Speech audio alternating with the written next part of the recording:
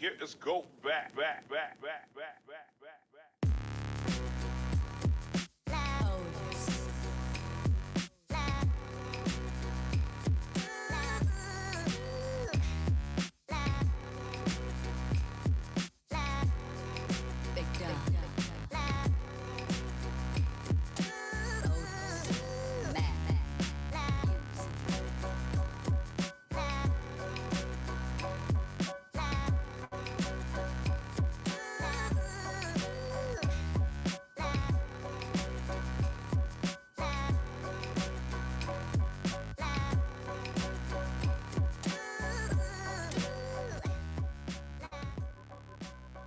What's going on, everybody? Welcome to Nailed It with me. I'm your host, Caleb Nail. Happy Monday. It is a happy Monday. It is August 18th. August has flown by. But we still got half of the month to go. Hope your weekend was fun. A little weekend update for myself. My oldest turned 3 over the weekend. My siblings, his aunties and uncles threw a party for him. A Pokemon pool party. So he's been into Pokemon recently, so now we have a bunch of Pokemon stuff, which I don't mind because I'm a huge fan of Pokemon. We had a great time.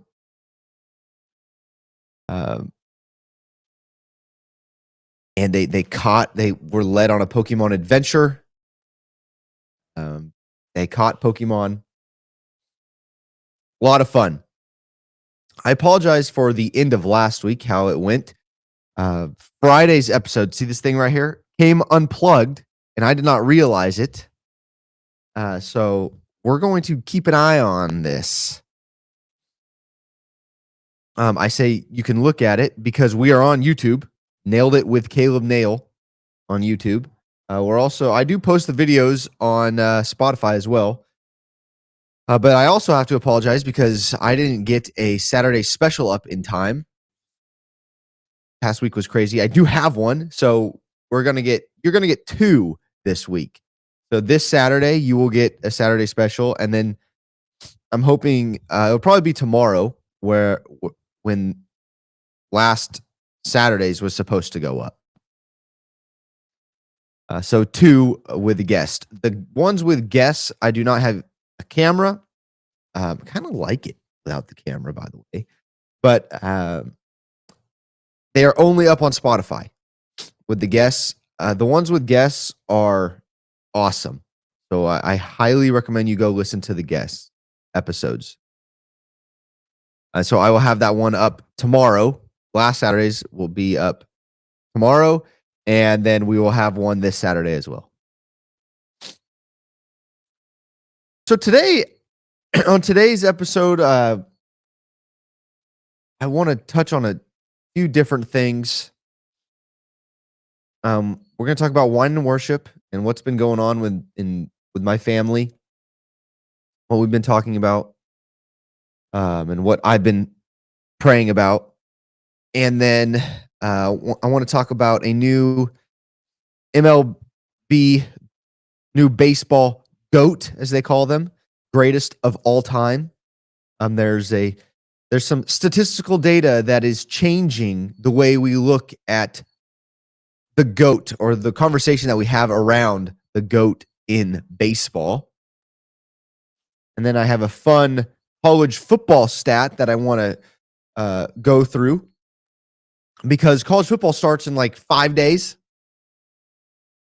I am pumped for college football. Every year in August, I just get more and more excited about college football. So we'll share those 2 things. We have been going through the book of Matthew, but I want to share what has come up in my family's world and kind of work through some thoughts and some Bible verses with you guys. Let me take a sip of my coffee and we'll get going.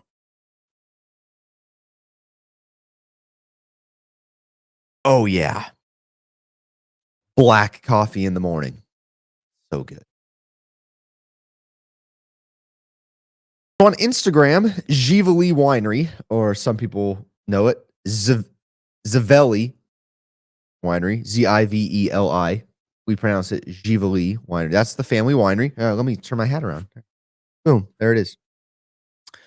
Um, the first Tuesday of every month, we put on a wine and worship. So we have a local pastor come in. Actually, he's a guest of the show, Rick Jimenez. You can go listen to that episode. Awesome guy, awesome family. He's the pastor at Rivergate Ministries. So the first Tuesday of every month, he comes out and he shares an encouraging word with us. And before the encouraging word from Rick, my brother-in-law plays the acoustic guitar and we sing in the winery. I do some uh, praise and worship in that way. And after or during that time, we take communion with actual wine. And then afterwards, we always have like a charcuterie board that either my mom or my sister or someone that comes will bring snacks to share. There's always food out. There's wine available for people. Last time we had the soft serve machine going, so there was ice cream. We have a great time. And earlier this month, we posted about it on Instagram. Well, took about 10 to 12 days later, about 2 weeks later, this post goes viral on Instagram. And every keyboard warrior Christian, so-called Christian, shows up in the comments. I mean, there were a ton of shares and comments and started ripping us a new one, man. It was bad. Saying, how could believers do this?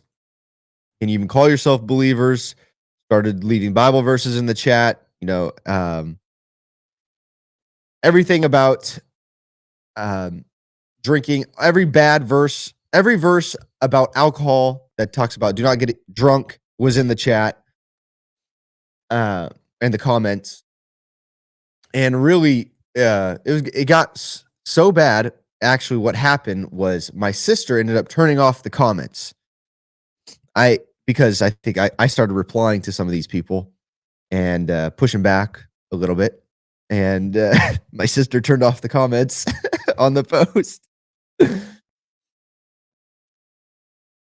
But this is nothing new for my family. When my dad was starting the winery, a lot of people pushed back. A lot of people that were part of that were attending the Sunday gathering were pushing back on what he was doing, saying, "How could you do this?" The Bible says to not drink alcohol. It says don't be drunk. More specifically, it says don't be drunk. Don't get drunk. And so, like, you're disobeying, and you're not being obedient to, and you're causing your brother to stumble. Right, all those things. So we have worked through these things for almost a decade now. So I want to go through a couple Bible verses. We're going to bounce around, and we're going to determine whether drinking wine is a sin and if we should do it or not. Yeah. So first, we're going to start in Proverbs. Let's start Proverbs chapter 20, verse 1. It says, "Wine is a mocker and beer is a brawler. Whoever is led astray by them is not wise."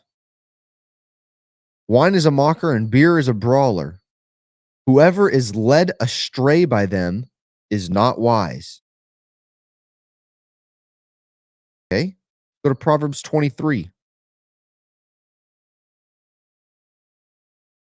In Proverbs 23,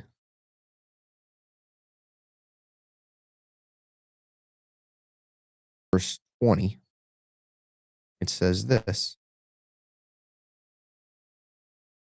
Not join those who drink too much wine or gorge themselves on meat, for drunkards and gluttons become poor, and drowsiness clothes them in rags.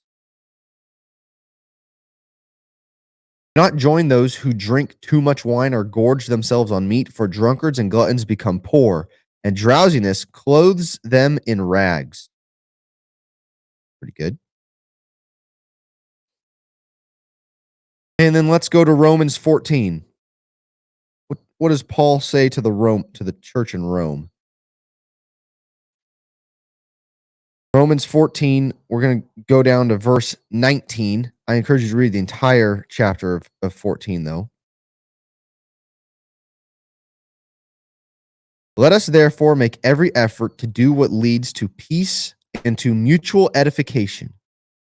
Do not destroy the work of God for the sake of food.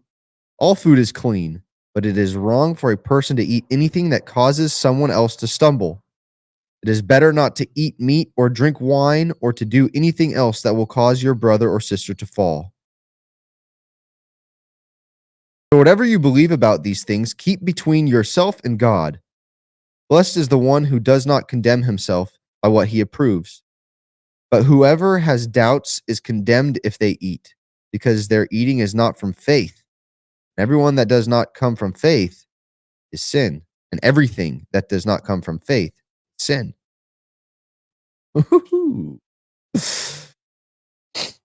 Hey, don't cause brothers and sisters to stumble.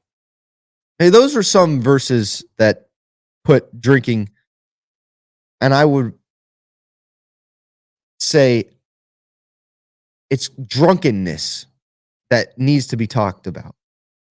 You see, getting together for a glass of wine, socializing, having community over a glass of wine, singing to the Lord and drinking a glass of wine is not a sin and can be a good thing, especially if there's an entire community around you having a glass of wine. No one getting drunk.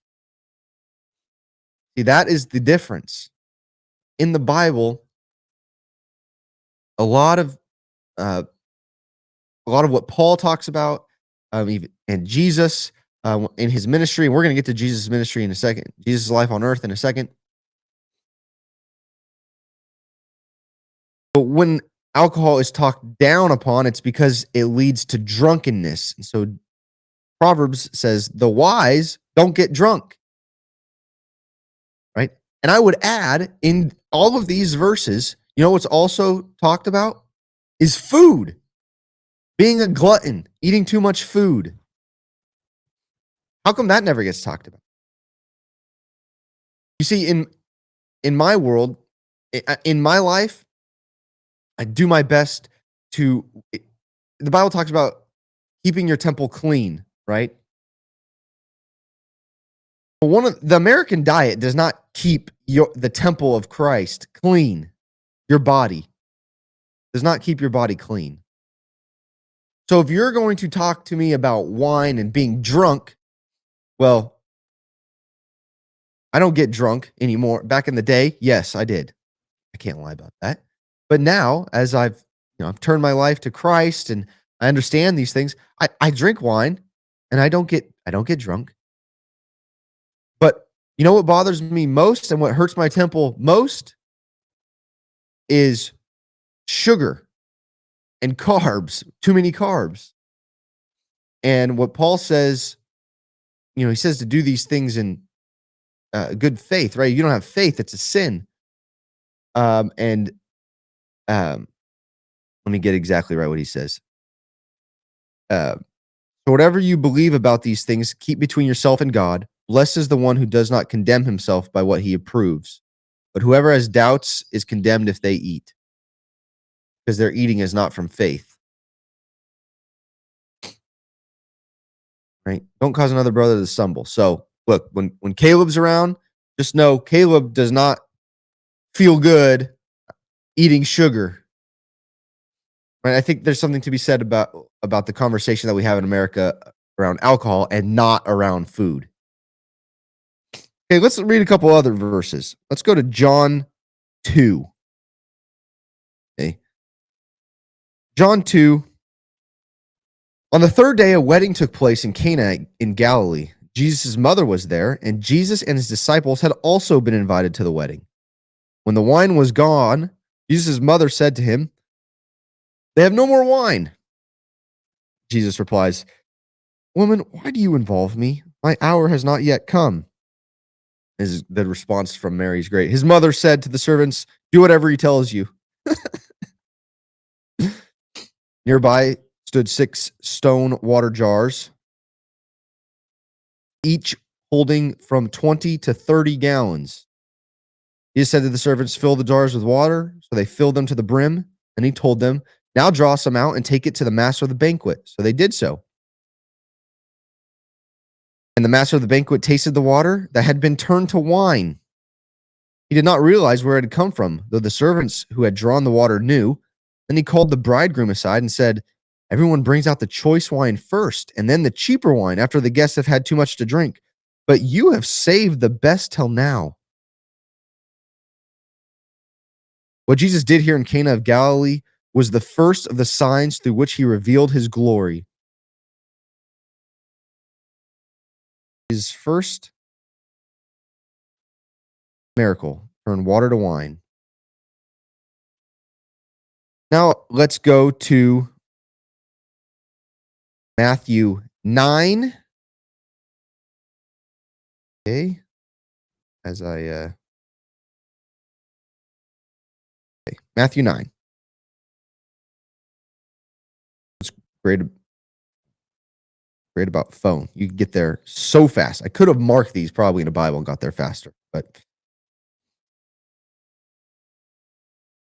well, Jesus was having dinner at Matthew's house. So Jesus has just called Matthew to follow him, right? While Jesus was having dinner at Matthew's house, many tax collectors and sinners came and ate with him and his disciples. When the Pharisees saw this, they asked his disciples, "Why does your teacher eat with tax collectors and sinners?" Hearing this, Jesus overhears this and he says this, "It is not the healthy who need a doctor, but the sick. But go and learn what this means. I desire mercy, not sacrifice. For I have not come to call the righteous, but sinners." Oh, so good. Jesus says this, "It is not the healthy who need a doctor, but the sick. But go and learn what this means. I desire mercy, not sacrifice. For I have not come to call the righteous, but the sinners." And the American church needs this verse, I think, more than most. They need to hear this verse more than most verses. It's not the healthy who need a doctor, but the sick. Oh, man, that's good. All right, now let's go to Luke 7. This might be my favorite verse. Luke 7, 33. Okay. And I encourage you to go read, take all these things in context. Read the entire chapter. Read everything around this. Okay, 7:33. Actually, I'm going to go to 7.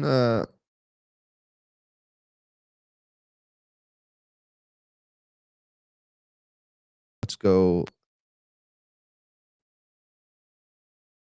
7. You know what? I got to keep going up. This is so good. 24. After John's messengers left, so John the Baptist messengers are just talking to Jesus, Jesus began to speak to the crowd about John the Baptist. "And what did you go out into the wilderness to see? A reed swayed by the wind? If not, what did you go out to see? A man dressed in fine clothes? No. Those who wear expensive clothes and indulge in luxury are in palaces. What did you go out to see? A prophet? Yes, I tell you, and more than a prophet. This is the one about whom it is written, 'I will send my messenger ahead of you, who will prepare your way before you.' I tell you, among those born of women, there is no greater than John. Yet the one who is least in the kingdom of God is greater than he." All the people, even the tax collectors, when they heard Jesus' word, acknowledged that God's way was right because they had been baptized by John. But the Pharisees and the experts in the law rejected God's purpose for themselves because they had not been baptized by John.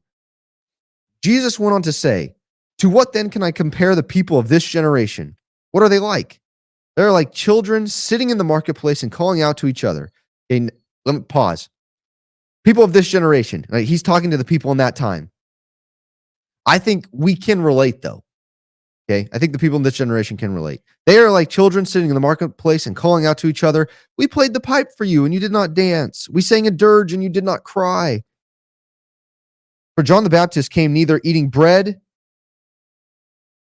But John the Baptist came neither eating bread nor drinking wine, and you say, "He has a demon." The Son of Man came eating and drinking, and you say, "Here is a glutton and a drunkard, a friend of tax collectors and sinners." But wisdom is proved right by all her children. Starting at verse 33 through 35 might be my favorite in the entire Bible. For John the Baptist came neither eating bread nor drinking wine, and you say, "He has a demon."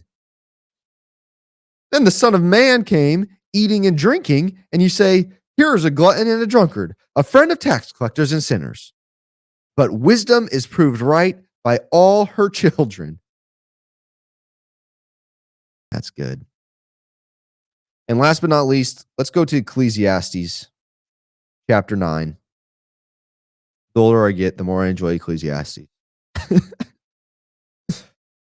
Go, eat your food with gladness and drink your wine with a joyful heart, for God has already approved what you do. Enjoy your life with your wife, whom you love, all the days of this meaningless life that God has given you under the sun. For this is your lot in life, and in your toilsome labor under the sun.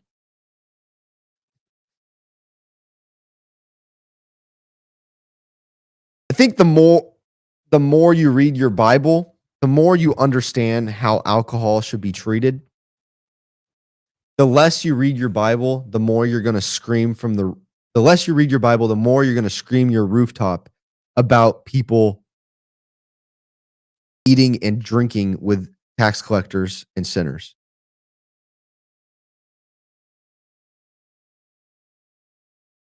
The more you read your Bible, the more wisdom you collect, you gather. The more you pray, the more wisdom you gather. And I think we all know the answer. Being drunk leads to sin and debauchery, right? So we do not drink alcohol to get drunk. We do not drink wine, more specifically, to get drunk. We actually drink wine in social settings, in a social setting at the winery, and not a lot. We drink wine and we worship the Lord. So I encourage you, come out on a Tuesday, the first Tuesday of every month at 7 o'clock at Givoli Winery. We would love to have you join us. And I think you'd be, if you believe this, I think you'd be surprised what goes on there. There's been healing. There have been, I know just from me, it has healed me. My relationship with the Lord has been healed. My mindset has been, my mentality has been healed. Um, oh, by the way, in First Timothy, Paul tells Timothy to drink wine because for medicinal purposes. So there you go. So look, there's wisdom that comes from reading the Bible. So I encourage you to read the Bible and not take things out of context and understand what they're saying. Understand the context of these Bible verses or what Paul is saying about drunkards. And then go look at the life of more importantly, go look at the life of Jesus and how he lived. Love mercy, seek mercy more than Oh, so good. Jesus awesome. Like, he's it's awesome. That leads me into a graph that was released. I actually could put it up on here. Why don't I do that? Share my screen.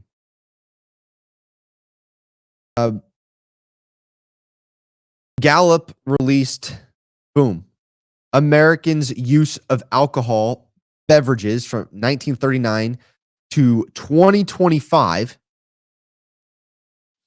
And in 2025, we have hit the lowest alcohol usage ever by United States adults.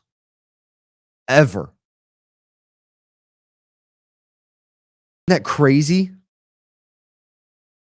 So I want to. So what I did is there's 3 dips that you can see if you're on YouTube or on X or on Spotify. There's 3 dips. One between 1955 and 65.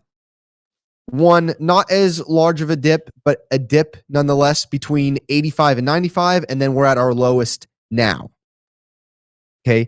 So what I did is I researched what was going on in those time periods because I was just curious.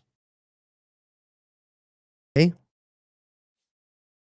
Were there commonalities in those what was going on? So in 55 through 65, there were the Billy Graham Crusades. Okay, and alcohol usage among Protestants decreased like crazy. Okay, that's in between 55 and 65.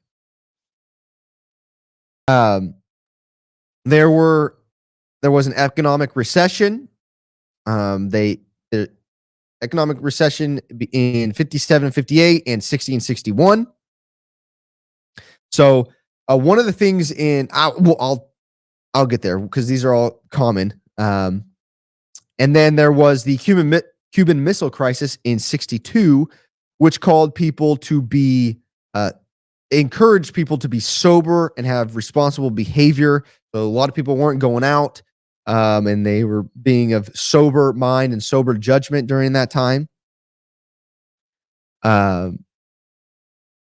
It rose. So overall drinking from 46 to 63 rose slightly, but you could see that there was a big drop off. So you could see at 46 it rose, and then in 50, between 55 and 65, it dropped drastically again. It rose coming out of prohibition. Okay, so now let's go between 85 and 95. Okay, so in 84, the feds or Reagan put into effect the National Minimum Drinking Age Act. And by 88, I believe it was 88. Yes, by 88, the states had to comply, or they did comply. So by 88, you have all the 18 through 20-year-olds out of the picture. Done. By the way, I think we should switch the drinking age and the driving age. I think you shouldn't be able to drive until you're 21. And I think you should be able to drink at age 16. Look, if you can go to war, be able to drink. Also, we need to be able to teach people. See, this is the thing that people that go to church don't talk about. They get scared when we talk about alcohol, but we don't teach people. The church, I have a big problem with how the Sunday gathering is done and what was taught and the lack of teaching that we do. We don't teach anybody about alcohol anymore, alcohol consumption.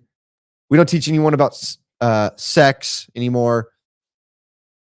We just point fingers, right? And say, like, look how, don't do this, don't do that, don't do this, don't do that, rather than actually teaching people, right?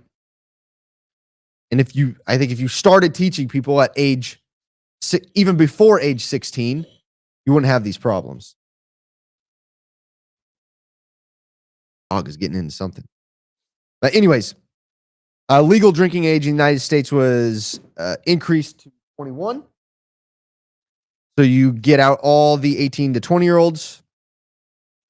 Then you have MAD, Mothers Against Drunk Driving. It was founded in 1980 and caught momentum in the mid 80s. So it's the anti-drunk driving campaigns, they call them. And then you have in 90 and 91 a recession, and also a lot of the U.S. population was aging during that time. So a lot of 65 plus, which they drink a lot less on average, and the drinking age between 21 to 34, the group that carries the alcohol use the most, was low. Then you have 15 through 25, right? So you could see on that graph, it's going like crazy. Boom, boom, boom, boom. And then we hit an all-time low. Well, they talk about the CDC and the WHO reporting on alcohol risks. So 53%, a majority now, 53% now view even moderate drinking as unhealthy, up from 28% in 2018. So 28% of people in 2018 thought moderate drinking, which is 1 to 2 drinks a day, was unhealthy. Now it's 53% view moderate drinking as unhealthy, 1 to 2 drinks a day. I think it's likely due to social media, people scrolling. I mean, they even say water is unhealthy for you on social media. So, and then they encourage dry January and all these things on social media. So you have that.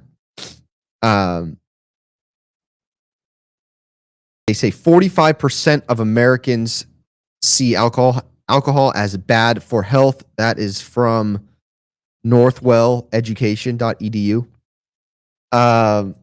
Then we have reduced socializing. So, of course, government shutdown in 2020. Young adults, so the 21 to 34 age group, those are adults. I don't need to call them young adults. They saw the sharpest drop, actually, to 50% of people now in that drop. 50% of people not drinking or not leaving that moderate drinking range, so 1 to 2 drinks a day, which is crazy. They also, here's a crazy stat that I think is the most important. Less in-person socializing. Time with friends fell from 30 hours a month to 10 hours a month since 2003. So from 2003 to 2025, we went from 30 hours a month to 10 hours a month in time with friends. That is crazy. I feel like my 21, now I'm 30 now, so I still fall in this range. But I was spending 10 hours a week easily. I mean, easily with friends. Easily.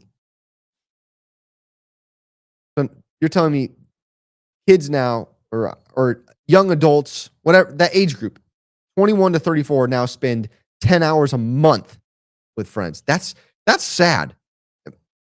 But that also contributes to less drinking, because I can tell you every time I have friends over or I'm at a friend's house, I have a glass of wine.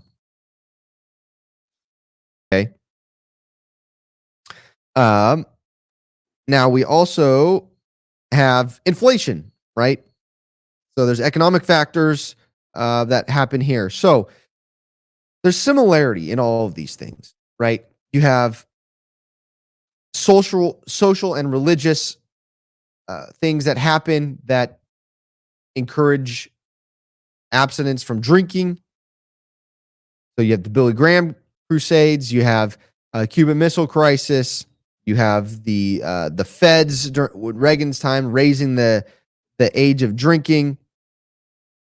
You have like the Mothers Against Driving, and then now you have social media, and I have a feeling Protestants who don't read the Bible or claim to be Protestants who claim to know Jesus but don't read the Bible, pushing these things. Um, anyways, make a lot of people mad saying these things, but and look, if you don't drink wine, I don't have a problem. I should have said that a long time ago. If you don't drink alcohol, that's great. I'm not pushing this on you. We actually if you don't drink wine, don't drink wine. Don't drink beer, don't drink beer if it's a problem. Actually, we encourage that. I think it should be vice versa. If you drink wine, and a lot of people I know are this way, they have no problem with us drinking wine and having wine in worship. Or if they do, they haven't told me yet. They do have a problem. Then also, recession. And here's what I will say about this recession stuff. So it's funny. In the wine world, there's always a conversation around when times are bad, people buy alcohol. When times are good, people buy alcohol. But if we look at this graph, we see that when people buy, or when times are bad, people are not buying alcohol. Right? When times are good, people buy alcohol. But when times are bad, people are not buying alcohol. So I think we have to change the conversation has to change now. When people don't have money to spend, they don't spend it on alcohol.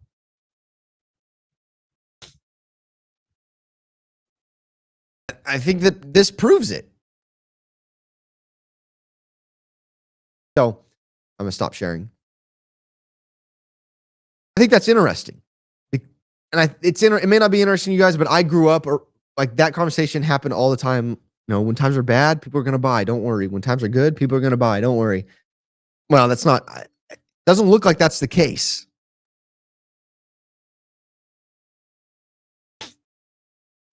And that's what I wanted to share with you guys. That's been on my mind. So comment below. You've probably already commented, but I encourage you, listen to the whole conversation before commenting. But now I'm done. You can comment now what you think. And I'm going to move on to some sports now. So one thing, some quick headlines. Okay. Quick headlines. Big 12 athletic directors. So the conference, Big 12, they voted 15-1 to solidify an existing game management policy related to throwing items onto playing surfaces. A team will receive warnings for the first 2 violations in a game. Before then, a 15-yard penalty could begin. Well, there's only one team that this affects, and that's Texas Tech. They have a tradition of throwing tortillas on the field. So Fresno State, our first game is against Kansas. Kansas is in the Big 12. I think that we should just start throwing things on the field, right? And after that happens, the third time that they're going to get 2 warnings, then the third time there's going to be a penalty, and a 15-yard penalty. And Fresno State is going to continue moving up the field because people in Kansas are going to be throwing things. Are they from Kansas? Probably not. But I didn't say it, and I'm not telling you to do this, but I'm thinking that there could be a benefit to Fresno State when they go to Kansas if some things are thrown on the field. Okay. That's all I got to say about that. On the podcast called New Heights with the Kelce brothers, Jason Kelce and Travis Kelce. Travis Kelce is dating Taylor Swift. They had Taylor Swift on their podcast. They were a big podcast before Taylor Swift. Now that episode crashed on YouTube. Everybody was on there. I think they set the record for most concurrent viewers on YouTube on a live stream. Or maybe it was a podcast. It may have been on video ever. But it crashed YouTube. And now you got all the Swifties talking about it. Here's what I'll say about it. Oh, here's what happened on it. She released her, she told everyone she's releasing her next album on the podcast. What she did. To be honest, I don't care. People were asking me about, like, Gail, did you see this or the podcast? They're setting records and everything. Yes, I did, and I did not watch the episode. I actually have never listened to an episode of New Heights. I don't understand the Taylor Swift fandom. It actually makes my wife sick. My wife went to. Here's what I'll share. I hope she doesn't mind me sharing this. Sometimes my wife gives me a dirty look when I get back from work. You talked about me again. Like, I love my wife. I always talk about her. And I think she's very wise, and she loves the Lord, and she knows about forgiveness. So hopefully she forgives me. Anyways, she went to a Taylor Swift concert years ago, and she came back and said, "Babe, it's gross what's going on. Like these like Swifties, it's complete and utter idolatry, and I don't want to be a part of it." And it forces us to look in the mirror and, what are we idolizing? And I struggled with the idolatry of self. That's what I think most people, I'm not special. I think most people struggle with the idolatry of self-idolatry. But a lot of people struggle with idolatry of Taylor Swift or video games or alcohol or drugs, or food. And we have to check ourselves, look in the mirror, especially people that say they follow Jesus. My wife talked about this with Taylor Swift. This goes on. So we got, I'm not holding anything against Taylor Swift or the Kelsey brothers. I'm just saying we have to check ourselves, right? Don't skew my words. Check yourself and what your idolatry is. I got to check myself every day. Make sure I'm worshiping the Lord first, and make sure I'm not doing this podcast for fame and glory, and that I do it to bring glory to Him. So I have to pray before I get on here. And that's what I was going to share. I hope people made it this far. I wanted to share this before. Friday's episode, this was really cool. Right? Friday's episode didn't come out, right? Because of it unplugged. My audio unplugged. When I finished the episode, I realized I forgot to pray. A lot of the things I talked about, it was Caleb first and not Christ first. And isn't it funny? And I was skeptical about putting it out. It's like, I didn't do a good job. I didn't give the Lord any glory. I didn't even pray that He would guide me. And you see what He did? Like, this podcast is His. I gave this podcast to Him. And He told me very clearly, Caleb, this is not yours. Remember, you gave it to me. This is mine. I don't like what you were talking about. I didn't like how you communicated certain things. Boop, unplugged. And I didn't even put it out. And I didn't even think about that until I got home from work. Oh my gosh. That's right. I think that's awesome. And praise the Lord that He shut me up. Okay. So anyways, I don't have any interest in the pop culture scene. I've tried in the past. Like, my wife and I said, we're going to watch some movies. You know what?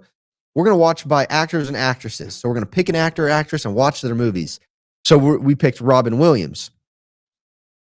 Still haven't watched the movie yet. So we're terrible at it. We just can't do it. Another headline is Fresno Pacific got a $21.9 million gift from King J. Richter. It's believed to be the largest in their history and believed to be the second largest public charitable contribution ever made in the Central Valley. So good for Fresno Pacific. I'm always, I think they do a good job. There's more on that later. I said headlines, but I think I got more to say, and I got to get moving through the things I want to talk about. So, first things first, there has been a statistical model that was released that ranked what they call the GOAT of baseball. GOAT stands for greatest of all time. Right? So a lot of people argue Barry Bonds was the GOAT. I just gave it away. Oops. Babe Ruth argued Babe Ruth was the GOAT. But this new statistical model says Barry Bonds is the GOAT. Wow. But on the in this model, Babe Ruth ranks 4th. So they argue that this how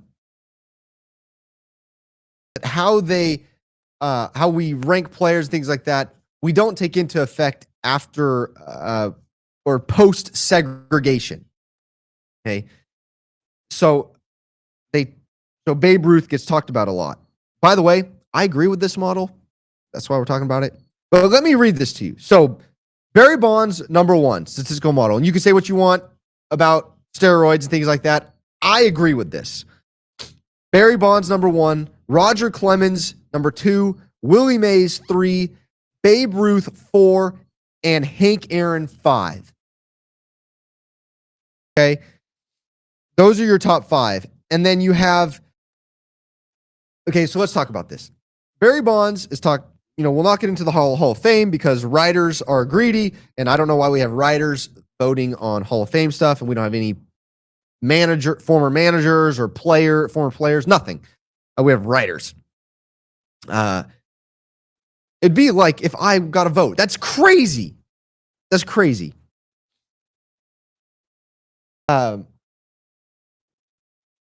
But they don't like this steroid stuff. They're holding it against Barry Bonds. You still got to put the bat on the ball and hit out of the park. And look at the guys now. And this is my argument for a lot of the old heads. Look at the guys now. Look at Aaron Judge and Stanton and the rookie playing for the A's right now. That's just hitting bombs all the time. These guys are huge. Right? They're huge. They're bigger than Barry Bonds. But you still got to put the bat on the ball and you got to hit the ball out of the park. It's a hard thing to do. Barry Bonds did it better than anyone that ever lived. So, yeah, I think he's number 1. And then Clemens, pitcher. I know there's a lot of talk around him as well. But here's where I want to go with this. Is what makes a GOAT? What makes a GOAT? Is it rings? Is it the Tom Brady conversation? Is it rings? Well, if it's rings, then was it Mickey Mantle? He won 7 rings with the Yankees. He's ranked 23rd. Right? So, in football, there's the same argument. Is Tom Brady? Is it rings? Is it Dan Marino? Passing yards? Who is it? It's different for all sports, and I think it's different. There's different positions, right? And that's why I think a lot of people talk about Babe Ruth, but you know who's doing it better than Babe Ruth? Shohei Ohtani. Shohei Ohtani will be number 1 at the end of his career. When he's done, Shohei Ohtani will be number 1. I believe that. Say what you will about it, but I think Shohei Ohtani will be the baseball GOAT, greatest of all time. And I agree with this statistical model. Okay. Fun college football stat that I want to share with you guys. Over the past 20 seasons in college football, how many quarterbacks, first-year quarterbacks, led their team to a national title? So meaning they won the national championship. This stat was put out by Andy Staples of On3. You may have seen this already. But how many first-year quarterbacks led their team to a national championship and won the national championship. So he says in his research, he found 9, and you could include 2 others, which would make it 11. That's crazy. That's crazy. So, let me share those with you really quick, actually. I wrote them down. So, the 9 are Trevor Lawrence, Mac Jones, Jake Coker, Alabama, J.T. Barrett and Cardale Jones at Ohio State. They were both first year. Were they both first year? Was J.T. I think J.T. Barrett was first year as well. Then you had Cardale Jones, went on the playoff run. Jameis Winston, A.J. McCarron, Cam Newton, Greg McElroy, Bama, and Matt Flynn at LSU. Then you could also include Tua, who plays for the Dolphins right now. Tua was subbed in for Alabama. He was a freshman, by the way. He was subbed into the national championship game, came back and won the national championship. Right? So he didn't lead his team all the way there, but he came into the national championship game, came back and won the national championship game. So I would include Tua. That makes 10. And then Stetson Bennett isn't included in this. Stetson Bennett he started 5 games the year before, and then he won a national championship the following season. But I think we should include him. So there's 11. So over half out of 20 seasons, 11 seasons were 11 of those seasons had a first-year quarterback that won the title. And I think you have to include Stetson Bennett, because if Dante Moore at Oregon wins it this year, I think everybody on planet Earth would say, wow, Dante Moore, never seen him play before, right? Especially because he's on the West Coast. You haven't seen him play before. All the SEC people. So they would be surprised. So I think you have to bring in Stetson Bennett. So over half. So that changes a lot of my thought process going into this season. Because you look at the poll, right? Let's just look at the AP poll, preseason poll. So Arch Manning falls into this conversation, right? I think he started 4 games last year. But everyone is super high on Arch Manning. Okay, you have Ohio State with a new quarterback, Georgia, Notre Dame, let's throw in Texas, Oregon, Alabama.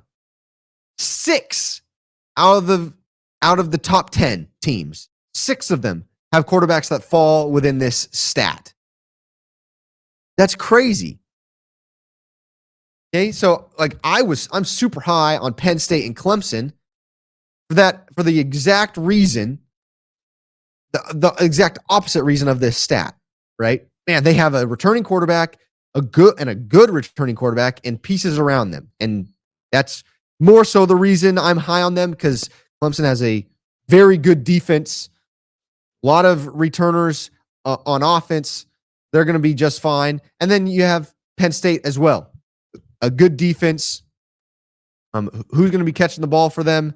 Who are going to be some? They have great running backs, by the way, at Penn State, so they have pieces there as well. But knowing that over half of the national champions had first-year starters at the quarterback position, there's 6 out of the top 10. Once again, I believe Texas falls into that. If it doesn't, you can correct me. Texas, Ohio State, Georgia, Notre Dame, Oregon, Bama. That's crazy. But it's also very cool. And that's from the AP poll, top 10. I think we have to take that into account.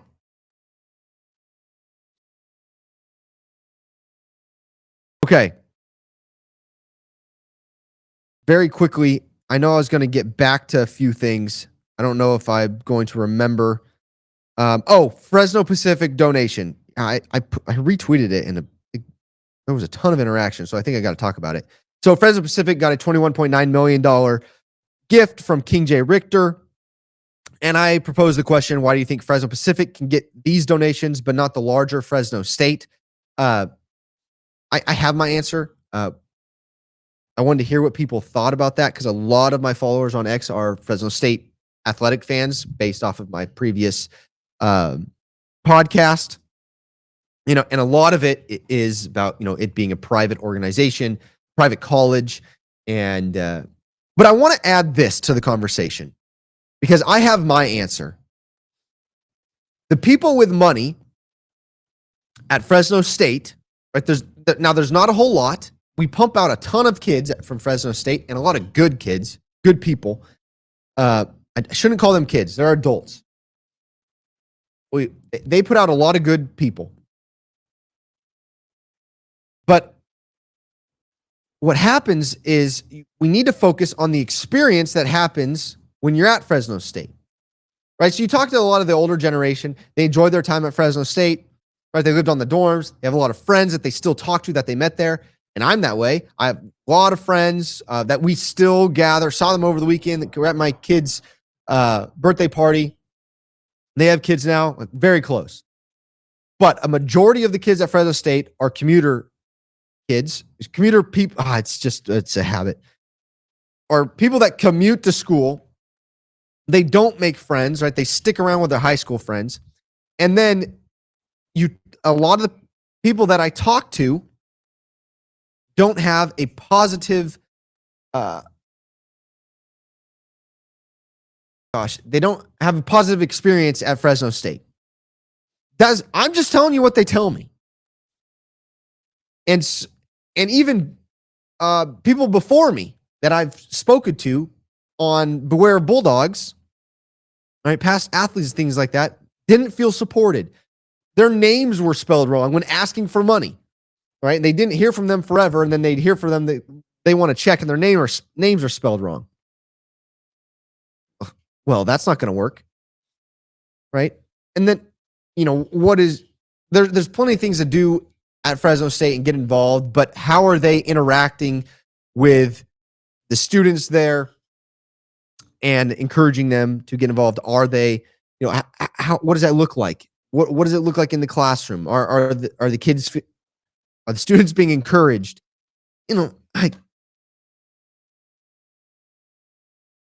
There's not many positive conversations I have with alumni from Fresno State. They're always complaining. I know a lot of people that went to Fresno Pacific. That's not the case. They love Fresno Pacific. A lot of the students live on campus there. They talk to a lot of they made a lot of friends there. They talk to them still. They say that what they studied at Fresno Pacific made a huge difference in where they're at now. I just don't have those conversations with people that come out of Fresno State. So I think we need to add that to the conversation. Now, I think that's changing, at least in the athletic world, what I see happening. There's a lot more positive conversation coming out of Fresno State athletics, which is a good thing. Is it coming out of the academic side of things? I don't know. Maybe I'm considered an old head now that just complains. So, but I think that conversation needs to be added to the conversation of, like, when it comes to donations and things like that. Fresno State gets large donations. They do. But I live in the athletic world, and the Central Valley and Fresno State has a ton of people doing well. Why aren't there any donations coming in? Right? We have to ask ourselves those questions. Right? We see all these other Division I colleges getting massive donations. I would say even smaller than us, or Boise's getting massive donations. Colorado State. What's the difference? Right? People have to ask themselves the difference and then be honest about the answer, or in their thought process and how to get there. And I think I talk to people that go to Wyoming, not Josh Allen, but other people that go to Wyoming or are working at Wyoming, and they have just only positive things to say, how great the people are there, their experience as a student there. It's positive. I don't have those conversations about people or with people that go to Fresno State. I'm sorry, I just don't. And we try to. I always try to find the positive. And by the way, my time at Fresno State was awesome. met my wife there, some of my best friends there. It's great. The best ag program on planet Earth, hands down. I think that needs to be added to the conversation. Okay, I just looked at the clock and holy smokes, I'm way late and I've gone a long time. Okay.